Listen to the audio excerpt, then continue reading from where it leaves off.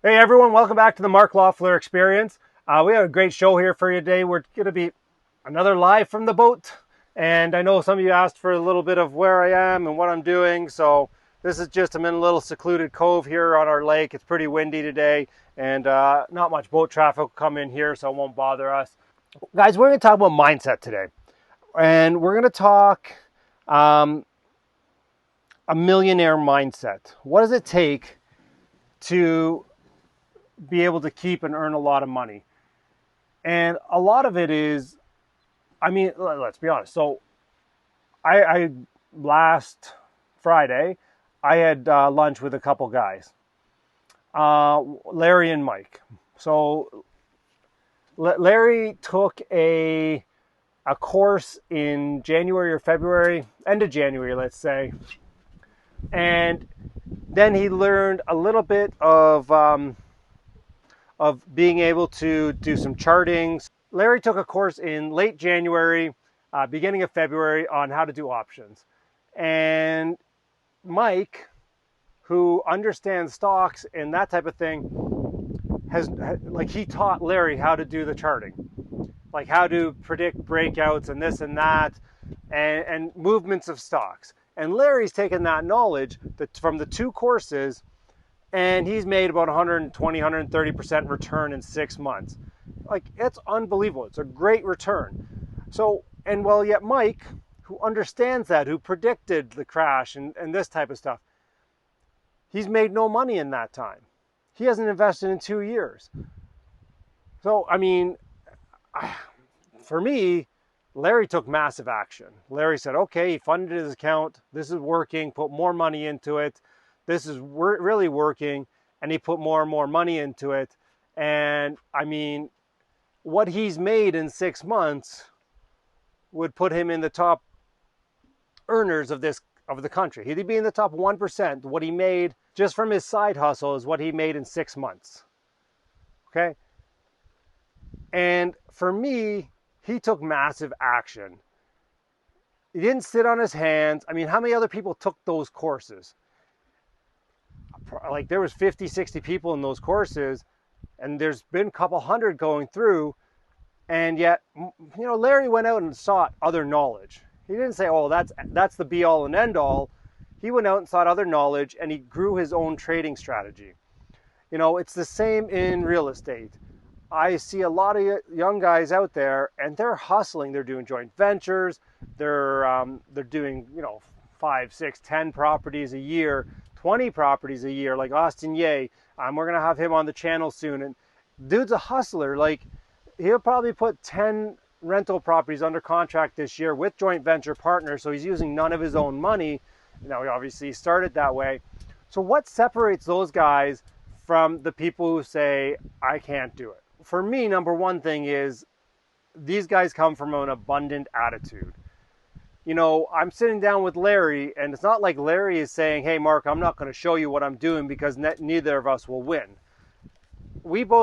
I showed him my trades, he showed me his trades, and we're doing very similar things, by the way, guys. It's just, I mean, we'll have Larry on, he'll tell you exactly. Honestly, we think abundantly, and we think, I mean, I don't know if you guys have read the Millionaire Mind by Harv Eker, but a mantra is money flows freely and easily to me. Money flows freely and abundantly to me is a great affirmation that if money doesn't flow freely and easily to you, you should be using these affirmations, right? Like, so what are you telling yourself? What is your mindset around that?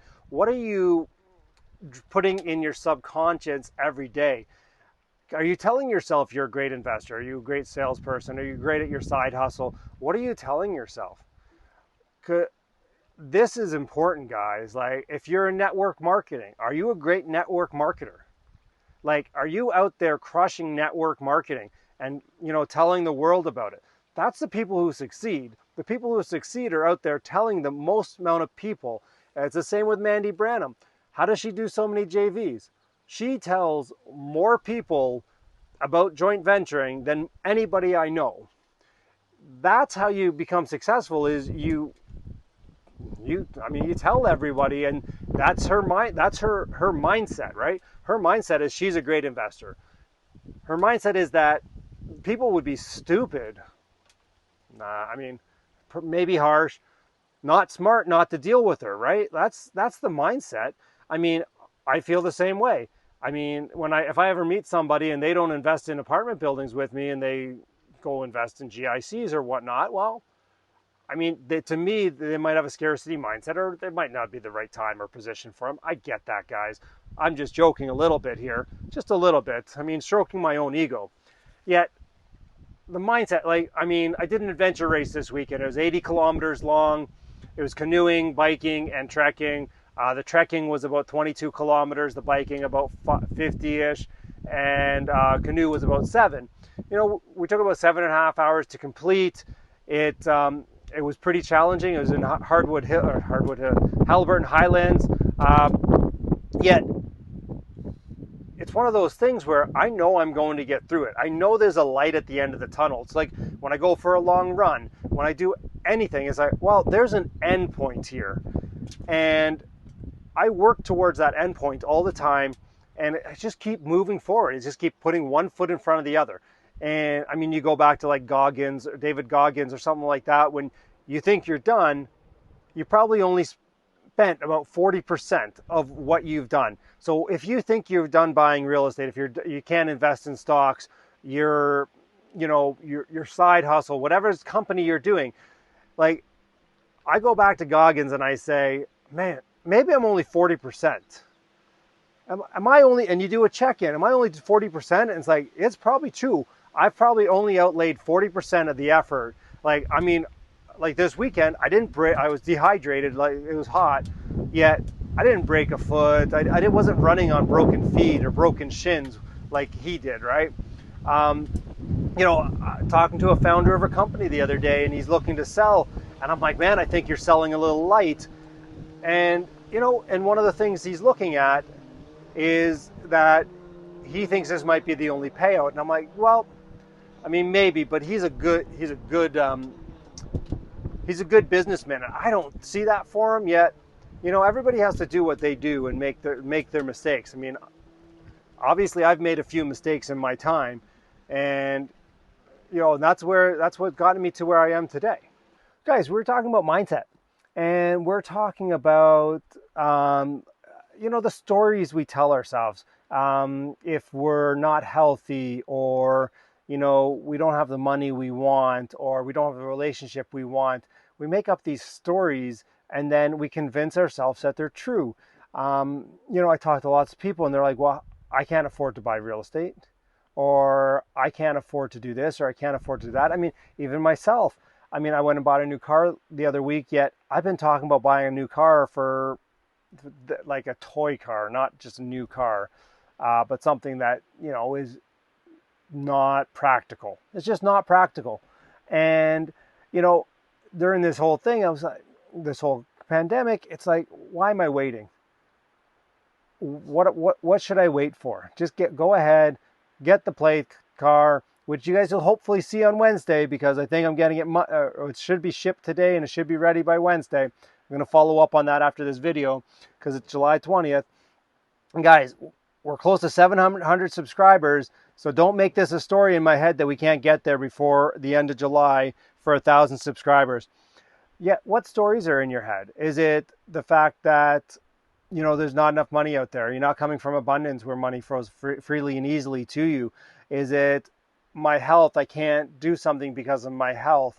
And, how do we change that story? How do we change those limiting beliefs and turn those into powerful messages for you? And I mean, like I shared before, that money flows freely and easily to me. That is a belief I have. I never, if I didn't have a job, or if I didn't know what I was doing, there's always opportunities out there to make money. I mean, there's guys hustling out there doing wholesaling, and they're full-time wholesalers, and there's guys hustling out there doing rent-to-owns. There's people out there doing joint ventures and getting paid a deal fee on every one. That's how they sustain their business. There's so many ways. I'm going to say it, to skin a cat, guys. Yet, at the end of the day, that's money. And then health. Adriana, who was on the channel last Wednesday, Monday or Wednesday, anyways, came on Monday, a week ago. And he came on, he's lost probably 40 or 50 pounds because he's made a change around his health. His brother-in-law, Bill, I know you watch the channels. Thanks. You know, he started walking 8 kilometers a day and, you know, he's down 10 pounds. It doesn't take much to change the story. It just takes that initial thought, and the saying is you can't change your first thought. You can change your second, and that's how you change your story. So what is it that you guys need to overcome? Let me know. Comment down below. Happy to do it. Happy to have a conversation with you guys in the comments. Also, happy if something comes up over and over again, happy to talk about it, do it on a video or bring somebody on to talk about it. And I said, guys, we're almost at 700 subscribers. We need 300 more to go to hit 1,000 before July 31st. So we have 11 days, July 20th. When we hit it, because I know we're going to hit it, that's my story, I'm going to do Russian dancing on the channel.